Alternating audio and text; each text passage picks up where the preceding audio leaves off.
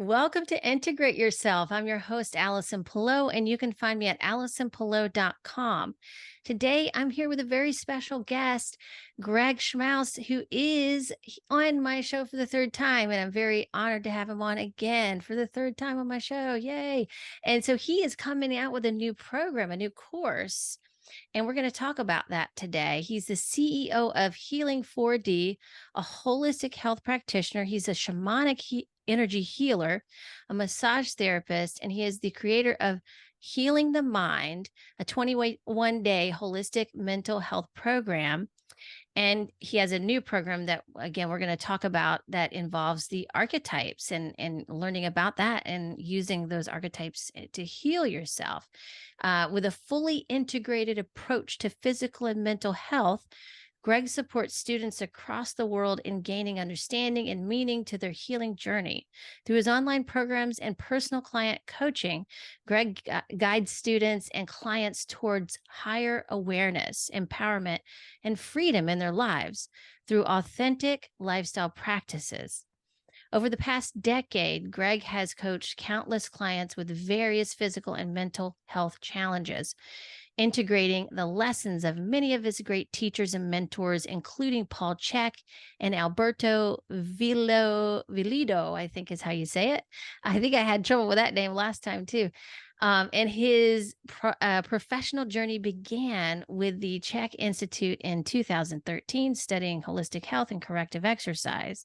In 2017, Greg was inspired to earn credentials as a licensed clinical massage therapist and body worker through the Institute for Therapeutic Massage. Following his studies with ITM, he enrolled and completed the Four Winds Light Body School studying shamanic energy medicine in 2020.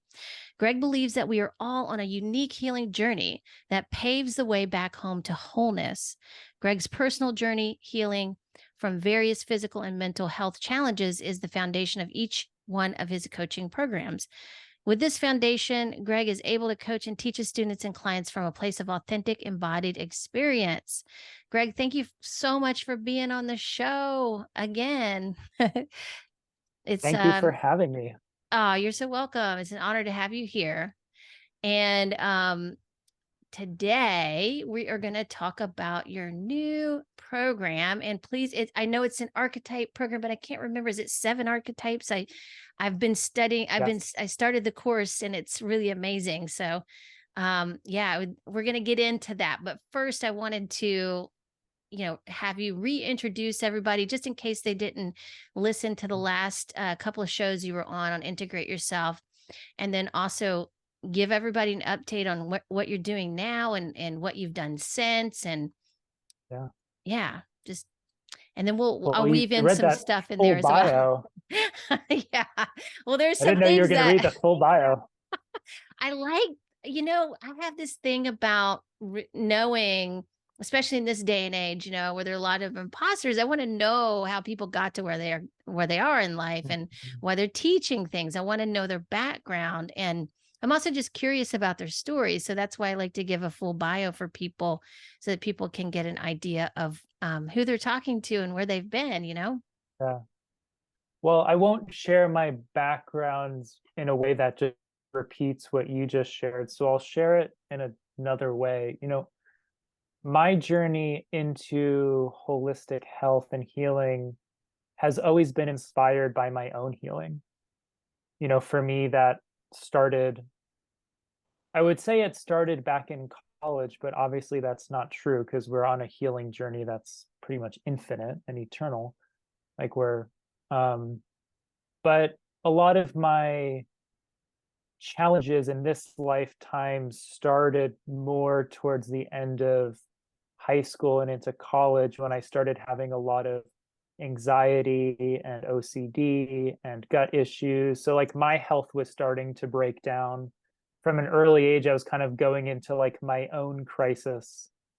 And that was kind of like my initiation into this world of healing. And I always felt driven and guided by my own journey and everything that I decided to explore, whether it was nutrition and lifestyle coaching, massage therapy, energy medicine, archetypes, all of it was really inspired by me wanting to really heal internally, for me wanting to come to a greater understanding of myself and the healing journey, and then use that as a foundation or platform to help others.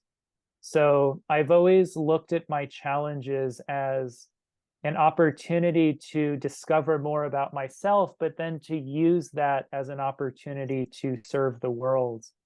And that's really what's kind of been my guiding light, getting me up until this point, where now it's kind of ventured off into writing, podcasting, course creation, coaching clients. So kind of Yeah. dabbling in a little bit of all of that. Yeah, that's amazing. So you're writing a book now too, and that's incredible. You and I've talked about that, and that's just a big next step, to write a book for sure. I wanted to ask about the archetypes because I know when I took your course, you gave a background on how you came to build this course and who influenced you on your journey there. And two of the people, well, one of the people, of course, is Paul Check, and but two other people that I was really curious about is Caroline Miss and Matt Kahn, who I haven't seen Matt Kahn in a long time, but I was just curious in how you got connected with both of them, and what led you to really study their work and what you learned from them and that kind of thing. Yeah, so Paul Check was my first mentor who was the first person to introduce me to archetypes. So I was a client of his going back almost 10 years ago. And so I started to explore archetypes in my work with him. And obviously, the Czech Institute teaches some of the archetypes as well. But, it wasn't until about 4 to 5 years ago that I really became more interested in Caroline Miss's version of the archetypes. My partner introduced me to Caroline Miss and some of her kind of like deeper explorations of the survival archetypes, which we'll get into. So I ended up taking a deep dive and actually doing some of her certification training on being an archetypal consultant and being able to work with what's called the archetype wheel, which kind of combines astrology and archetypes all together into one, which is pretty unique. So I spent many years studying Caroline's work to really understand the essence of the four survival archetypes. And then, Matt Kahn has been one of my favorite spiritual teachers. Really, I would say in the last 5+ years, I've followed his work, very closely and done some like healing sessions with him, Okay. went to Yeah. some workshops with him. So I've just really enjoyed the way that he works energetically. And so I've applied in this course some of his energetic healing principles and some of the techniques that I use working with the archetypes. And I've also included some of like Richard Schwartz's work from IFS, which is internal family systems, Oh which is yeah. working with the different parts of the psyche, which are really archetypes. Yeah. So a lot of that work is kind of repurposed archetype work. So I just kind of like drew on a lot of these different teachers and modalities and kind of put it together as like one working system. And that's what this course became.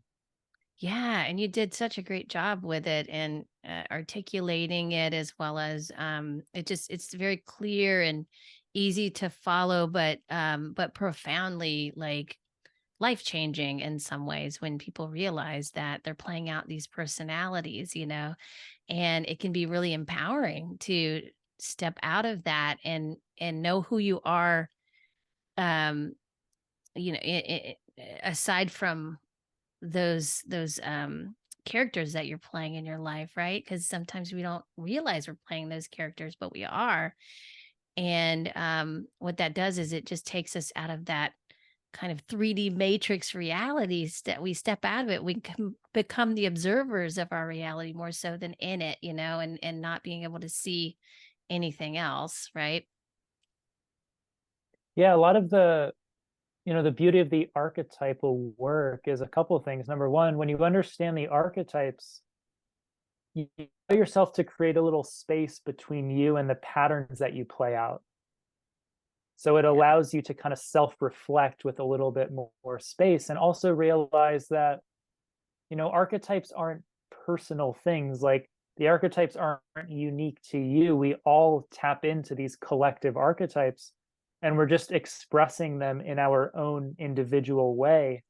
So when you kind of explore your saboteur or your victim or your prostitute, like, you realize that, hey, look, everyone has an inner victim, everyone has an inner prostitute. So it's nothing unique to me. It's Yeah. just my own way of expressing it. So it becomes almost like more user friendly to explore the parts of yourself that otherwise might be hard to look at. Yeah, less criticism too and judgment about it, right? Because everybody's experiencing it. We all have that in us. And so, yeah, I think it really takes a lot of the pressure off of people, and realizing, oh, I'm playing this out. Okay, don't need to be playing this out. But I do like how you put it in your course, and how, like, we tend to think of these some of the survival um archetypes as as shadows, and like the saboteur Yeah. and the victim, but there are light sides of those as well. And I love how Yeah. you put that in that course. That was like, oh yeah, I never thought about it like that, actually.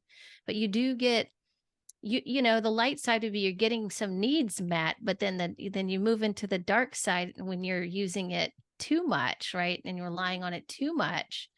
So Yeah. yeah, maybe we can Um, talk more about that. yeah. Also, before I get to that, it's also important to realize that this is great work to do in relationships, because Yes. when you can see relationships through the lens of archetypes, it becomes less personal. Mhm. Like, when you're engaging Yeah. relationships and you can see the archetypal dynamics of it, you don't take things as personally. You realize, oh, this is so and so's victim archetype, or so and so's saboteur, or whatever it might be, or my victim and my saboteur showing up. So it allows you to look at relationship dynamics with less defensiveness, without taking things personally. So it's really a beautiful approach to explore yourself, and it gives you a nice language to understand yourself. When it comes to you know, the archetypes are always 50% light and 50% shadow. There's no archetype that has more light than shadow, or more shadow than light. They all play their own role, and they're all held in balance. Like, for example, the victim archetype, in a lot of like the personal development world, there's so much like almost like vilifying the victim, like playing the victim, and like victimhood and victim consciousness. Like, we're always like kind of like downplaying or kind of vilifying that archetype, but not realizing that there's a difference between being a victim and playing the victim. Yeah. Right? Playing the victim is how you're using the victim to get your emotional needs met, and, et cetera, et cetera.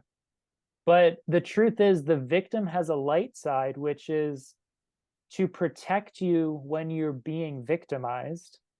So the victim inside of you acknowledges, hey, look, I'm a victim here, and I need to either set a boundary or make some sort of change and take action. So the light side of the victim is empowering yourself to set boundaries against anything that feels like it's a threat to you. Right? It would be Yeah. silly to be in an abusive relationship and say, oh, no, I don't play the victim. It's like, you're literally Yeah. being abused. Like, you should either set a boundary here or get out of the relationship. So Yeah. that's the light side of that archetype, is to empower yourself to set boundaries.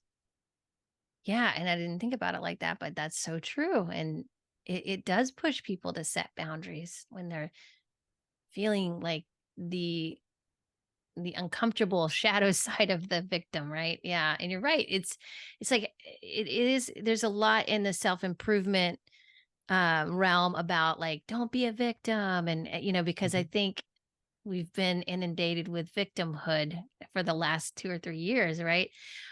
And people don't really know how to move over to the light side of it. But this is brilliant. I love it. Yeah. And, another example of that might be the prostitute. The Oh, yeah. prostitute is the archetype of self-compromise, right? Where we might compromise ourselves or step out of alignment with our values or integrity, all for whether it's like financial gain, security, or some sort of guarantee, right? Yes. So the shadow side would be the compromising of oneself, but the light side of the prostitute is knowing the power of negotiation, Yeah.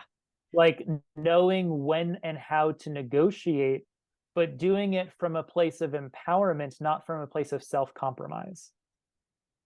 Yeah. An example of that might be, you know, let's say you ask me for a coaching session.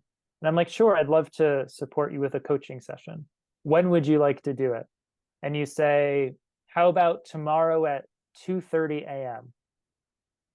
I would say no because my values relate to being asleep at that time. Right. So then you come back and say, well, I'll give you $40,000 for the session. Well, I would say I'll see you at 2:15. Right. Right. Yeah. That's an Yeah. example of the prostitute, which is Mm. I know my worth. I know what I have to offer and I value it. And this is a situation in which I'm willing to negotiate. I'm willing to compromise a value because I feel like the return that I get is worth it. Yeah. That's a great way to Right. look at it. Yeah. Because Yeah. So it's usually the way empowered I look at it, negotiation. yes. Yeah. I'm working on negotiation myself. I don't feel like I have a lot of, uh, experience with that in my life. I feel like I haven't dove into that greatly, but, yeah, I love looking at it like that because there are times. Well, I mean, I guess I've negotiated in my life and I've done that. Yeah. But I think sometimes I feel bad about those times where I negotiate. Um, and it's a fair negotiation. It's a good balance and I've agreed to it, but I'm like, did I compromise myself? But I think you have to find the, because I'm like, oh, I've compromised my values, but in the past, and then but I don't know. I think I'm gonna need to play around with that a little bit and just think about how that applies to my life as well, because that's a good one. That's a really good one, Greg. I didn't think about it like that though. Yeah. Yeah. Yeah. Yeah. In your experience, do you know a lot of people that are very comfortable with negotiation, especially in the coaching community? Not in the coaching community. I think I was I just think thinking, yeah. I think most coaches are like terrible like business like Yeah. negotiators. Yes. We're like too sensitive and too empathic. It's Yeah. actually like kind of pathetic. That's what I was thinking too. Yes, it's a Yeah, problem, right? It is. Oh my goodness. totally. Uh, I've fallen into that for sure in my life. My goodness, that's so good. Ah, I'm gonna pause for just 1 second. Hold on a second, Greg. I'm sweating. I'm having hot flashes. I'm going through Mm, menopause, but that's okay. I'm doing great. I'm getting better. I've had to like really hone in on my self-care, like really get even yeah, better at it and more focused. And that's been really helpful. yeah, But still the menopause is kind of not the most comfortable thing sometimes. Um, yeah, okay. So we're talking about the 4 survival archetypes. And have we started talking about that yet? I don't know. I kind of lost track of where we were. But have we started? Oh yeah, we talked about the prostitute, the victim, and I think we got to the prostitute, and I don't think we went further.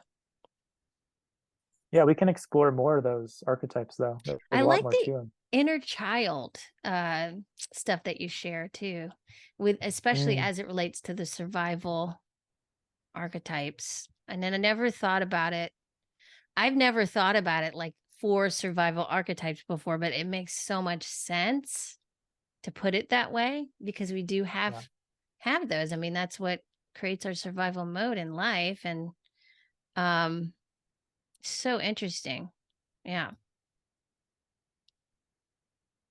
That wasn't a Yeah. I question, mean, I know, but sorry, uh, Greg. Yeah. um, Yeah, go ahead. the 4 survival archetypes are kind of like 4 legs of the table that kind of hold you up.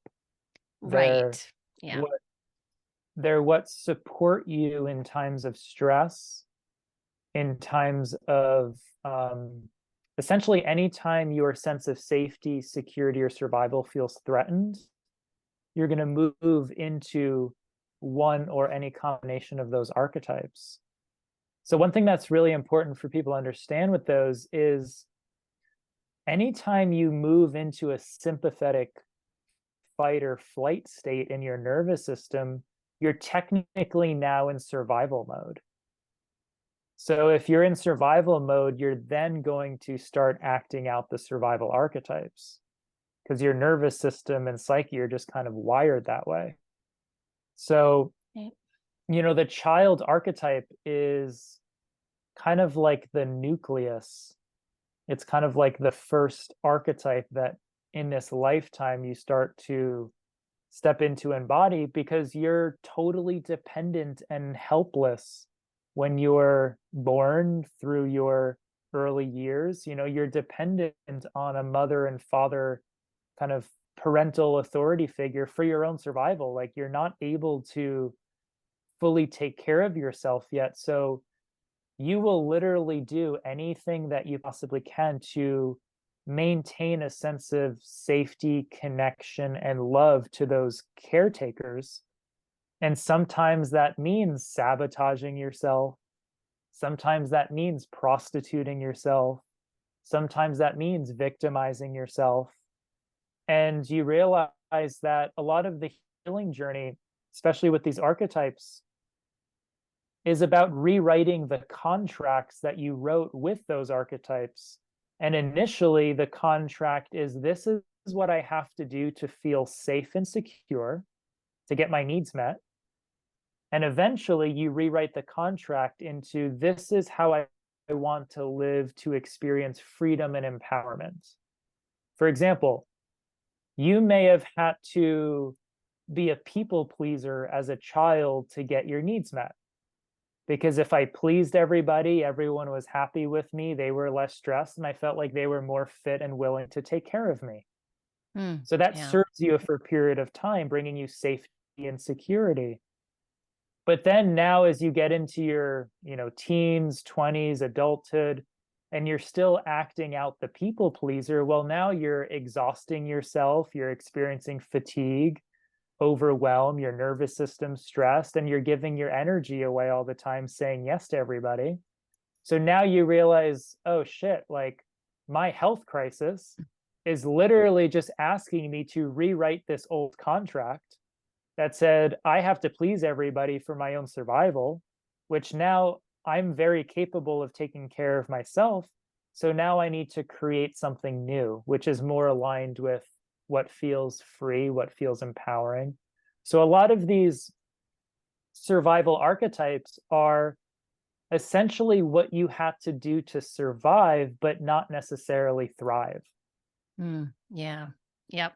So, and each archetype is there to protect the child, right? The saboteur is there to protect the child. The prostitute is there to protect the child. And these go back very, very, these go back very far into our childhood and usually develop within the first 7 to 10 years of our life. Like I remember, you know, very clear memories of being quite young where my mom would take me to my dad's doctor's office. He was a doctor anytime I was like in pain. And when my mom would take me there, I would get the best treatment from my dad and the nurses and the partners. And so Oh, like yeah. the victim in me says, oh, when I'm in pain, I get more love from dad. Yeah, right. So now there's a contract there that says, if I need more love, empathy, or compassion, then pain or illness is how I get that emotional need met. Right? So there's a contract there with the victim archetype. Another one might be, when I speak my truth, I get yelled at. So the saboteur says, don't speak your truth. It's not safe to do so. Oh, Right? So you start yeah. sabotaging your voice. So you see the victim, the saboteur, the prostitute, they're all there to protect the inner child that's just trying to survive and get its needs met.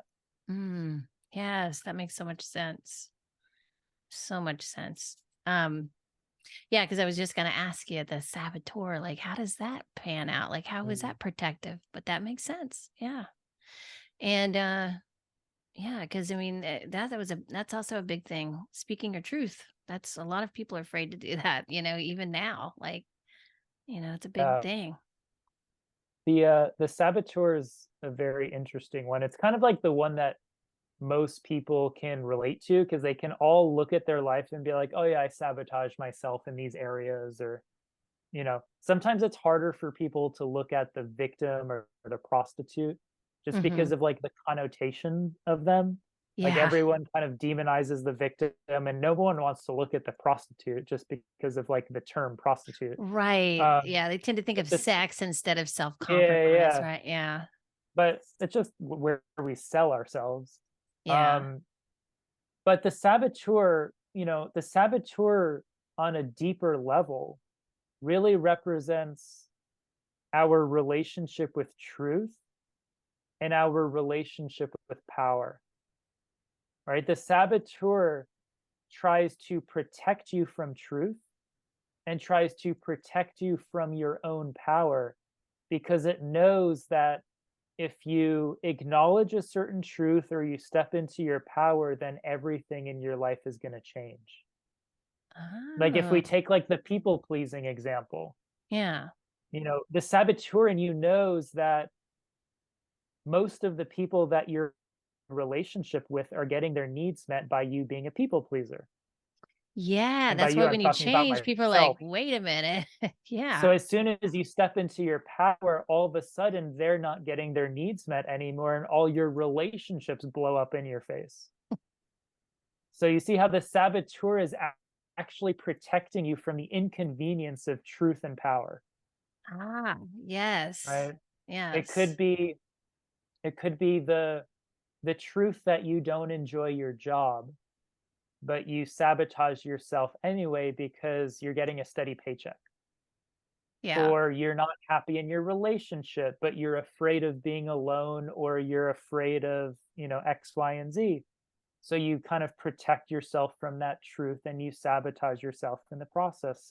So the saboteur is always protecting you from truth and power because it feels as though if you step into your power or you embrace some sort of truth, it's going to be very inconvenient, right? That's a Things are going to big change. one right now. Yeah, Yeah, yeah, especially because it's all about convenience, right? We're all about convenience in our lifestyle. yeah, yeah. And there's no room and no time for blowing things up, right? I mean, just- or Well, even it's slowing down at it's this point. protecting you. Yeah, Yeah. it's protecting you from what's unfamiliar, The right? The unknown. saboteur is always Yeah. protecting you from the unknown, Yeah. right? That So makes sense. if you Yeah. find yourself sabotaging yourself, what you can ask yourself is, the best question you can always ask yourself is, what part of me is benefiting from doing so, Yes. right? And with the saboteur, there's a term called secondary gain,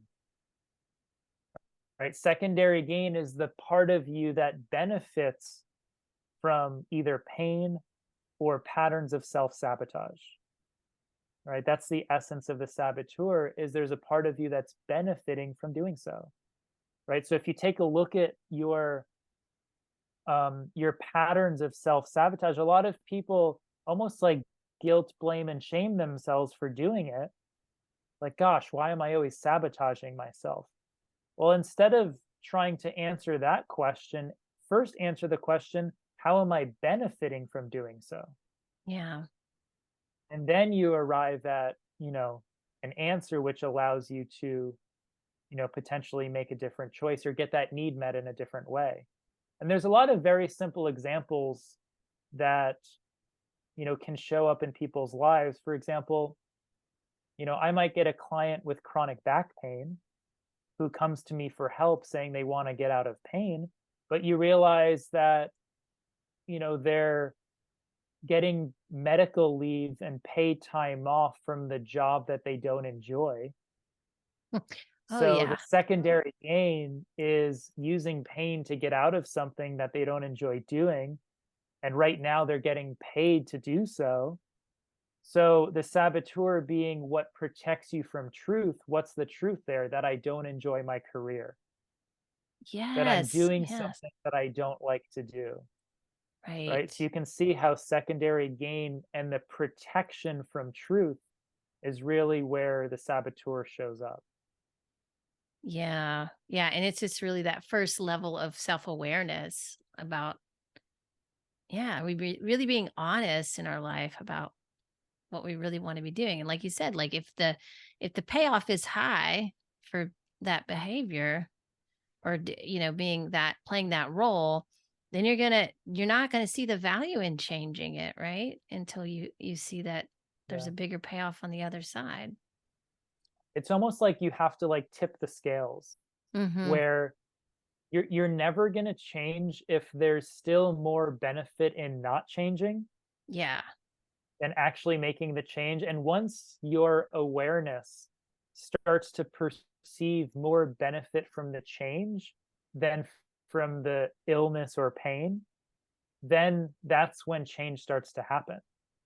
So it's almost like the scales just need to tip. And a lot of the self sabotage is when we're still kind of leaning towards the side of I'm benefiting more from the pain than I am from making the change, Yeah. which That's a can big be a one. hard thing to look at for people. Oh, very much. Yeah. Very much. Yeah. Because we don't wanna, I mean, ultimately people in general, I feel like it's hard for them to take responsibility. It's like we're getting back into that victim thing, right? Like 'cause we're not taking responsibility for what we're actually creating, on many levels.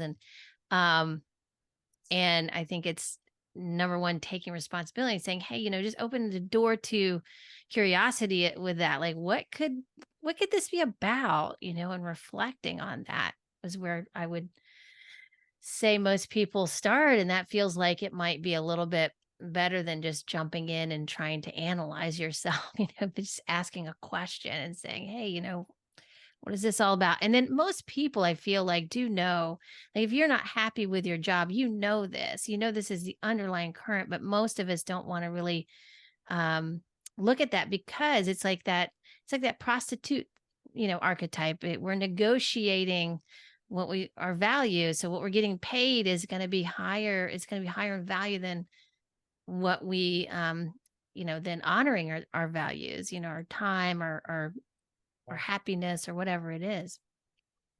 Yeah, the prostitute is also what competes with your intuition, Oh yeah, right? that makes sense.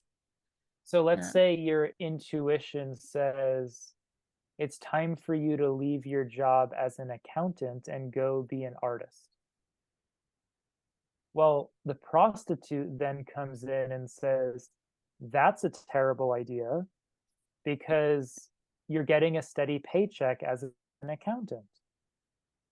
And you realize that the prostitute's job is to always try and ensure a guaranteed outcome, right? Like a guaranteed paycheck.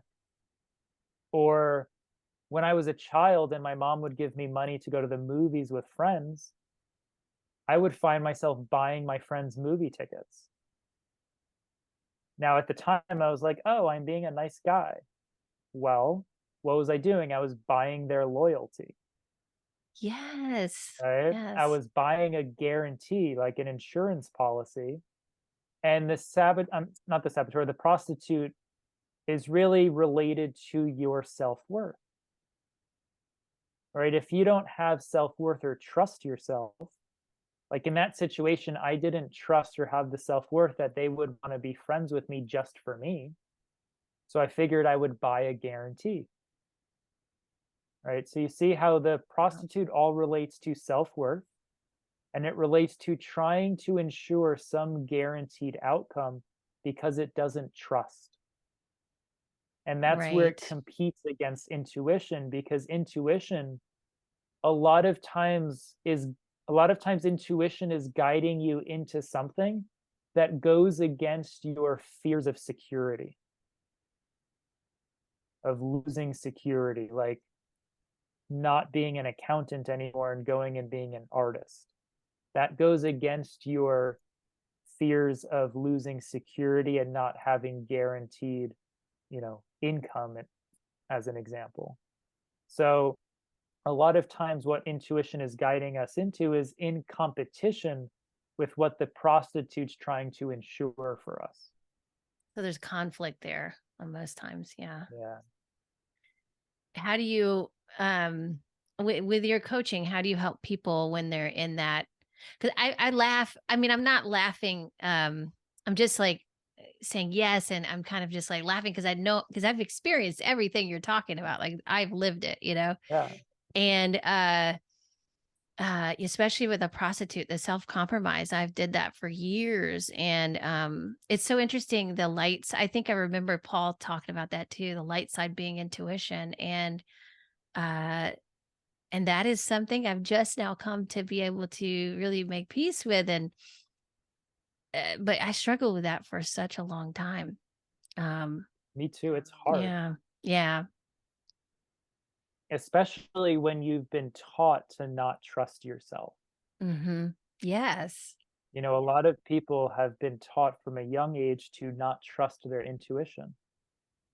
And, I'm one of those people who has had a really hard time trusting his intuition and constant patterns of second guessing or always reverting back to what feels safe, secure, and familiar.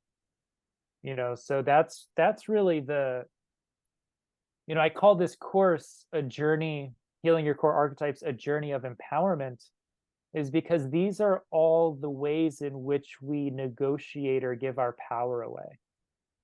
Right? These archetypes really represent your relationship with your own power and what you give your power away to, whether it's other people, um, belief systems, finances, certain life circumstances, things we feel victimized by, ways we sabotage ourselves, ways we prostitute ourselves. This is all your relationship with your own power, your own empowerment. And healing the archetypes is really the journey of reclaiming your power. And, where you give your power away is also where your energy goes. So yes, if you're, for example, if you're struggling with your health is hiding in the power that you gave away. That's really where your health is to be reclaimed. It's the power that needs to be reclaimed, right? It could be as simple as, saying no to things that you used to say yes to, but you were saying yes out of, obligation. Like I was just working with a client before we got on today, and she was telling me about, her family situation and certain relationships and how so many choices are made out of obligation. hmm, And what is obligation? Obligation is a choice made out of fear and avoidance, yes, right? Fear of triggering someone else's disappointment, unmet expectations, et cetera, et cetera. So you could see how patterns of self-sabotage are showing up there. And someone like that is left feeling exhausted, feeling angry and resentful. And now their health is starting to be compromised. yeah, So, one of the first ways in which we reclaim our health is by reclaiming our power. And, these archetypes are really the ways in which we can do that.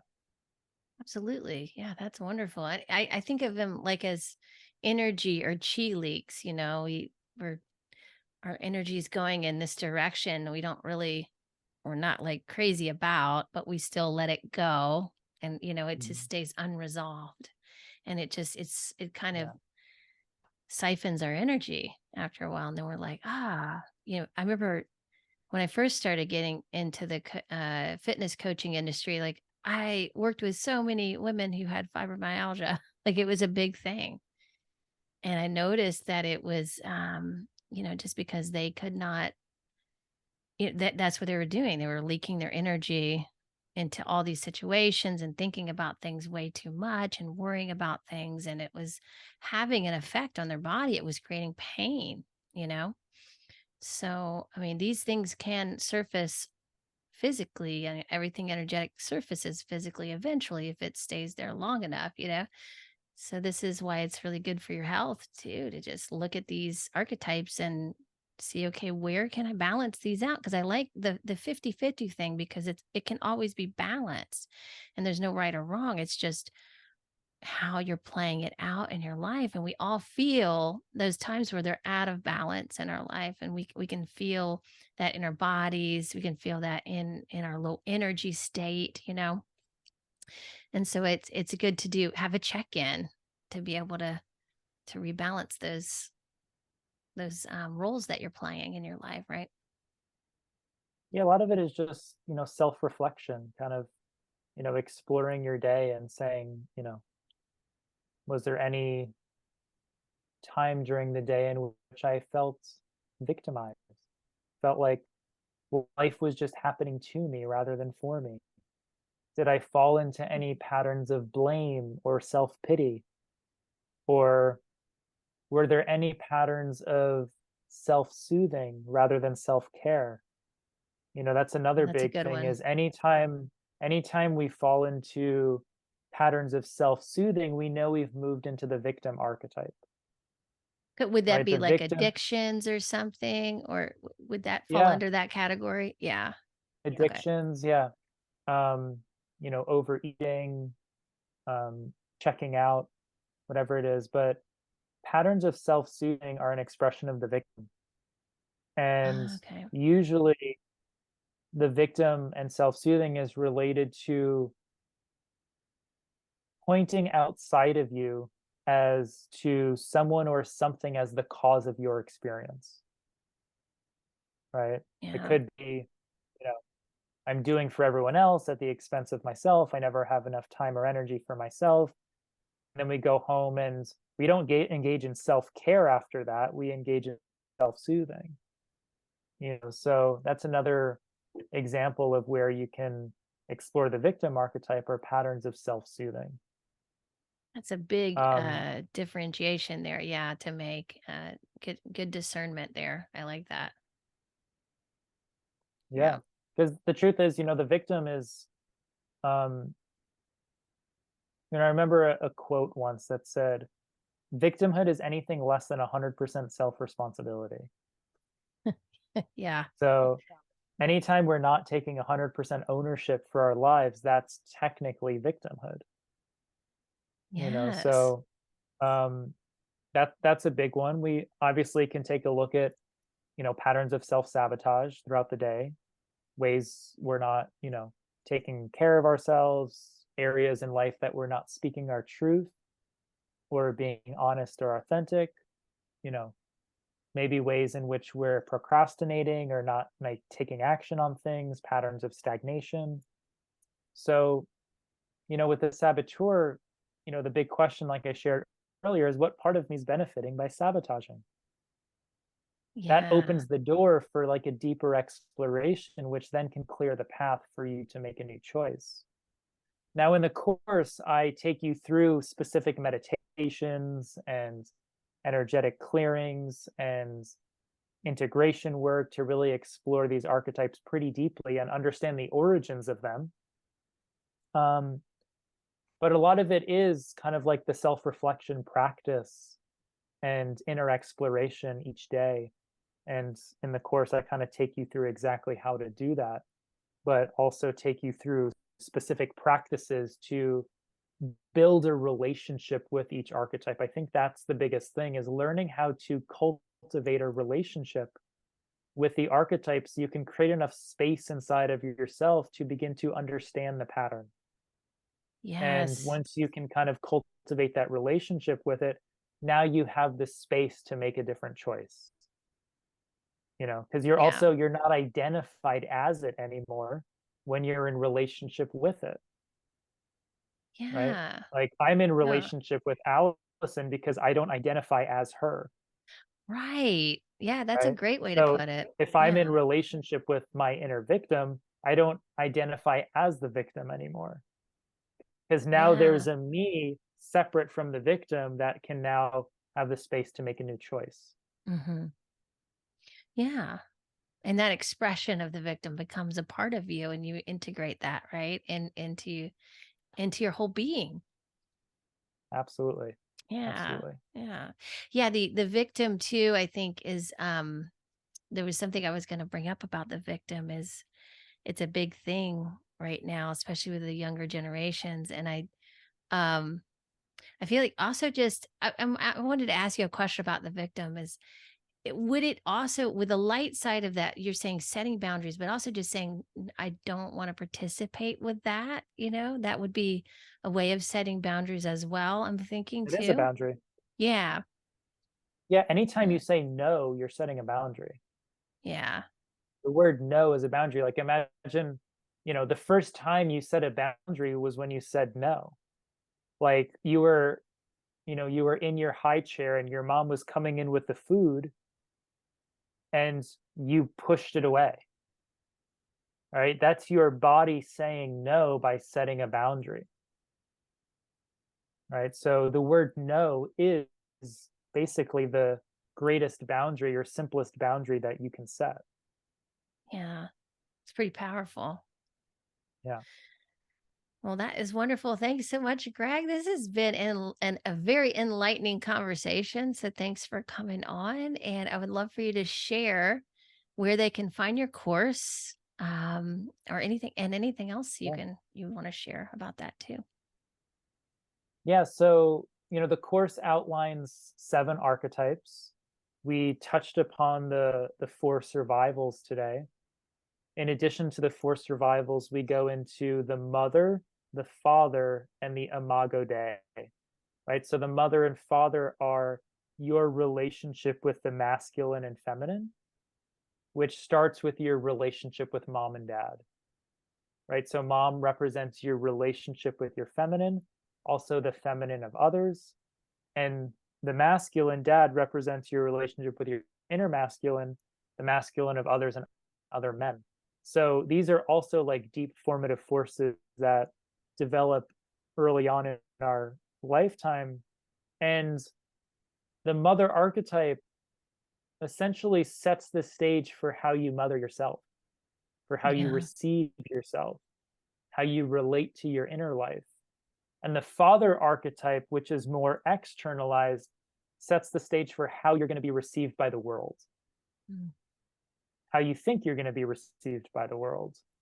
Like if your dad was like a super like macho guy, not emotional or very intellectual, like you think Mhm. you're going to be received by the world in that way, so you might compartmentalize your emotional stuff because you don't Oh, think the yeah. world's going to be able to receive that because your dad wasn't able to. I Right? see. So a lot of Yeah. it is kind of rewriting the script as to the way the world is going to receive me might not be a reflection of how my father received me, and how I relate to my inner life. How is that a mirror of how my mother received me? And what shifts do I need to make there? It's a lot of inner parenting, Yes. right? And Yes. kind of like exploring how mom and dad still live inside of you. And in the course, take you through a lot of different practices, meditations, clearings, just to kind of work with mom, dad, and even their lineage, right? So a lot of those Mm. patterns are inherited patterns from previous generations. And Right. then the last archetype that we go into is the imago Dei, which is your image of God, Yeah, I right? wanted to Whatever ask you your about that perception of actually. what God is. Yeah. Yeah. Yeah, so That's a big that's a one. really powerful archetype Yeah. because that excuse me, that archetype informs all other archetypes, right? Right. The imago Dei will inform the child, the victim, the saboteur, the prostitute. And for example, If you always see God as the father, that might keep you in the child. Oh, yeah. If you feel like God is going to reward you for all the good things and punish you for all the bad things, that actually sets you up for the victim. Oh, If you have ideas as to what God wants or needs or what you're supposed to do, that might set you up for self-sabotage.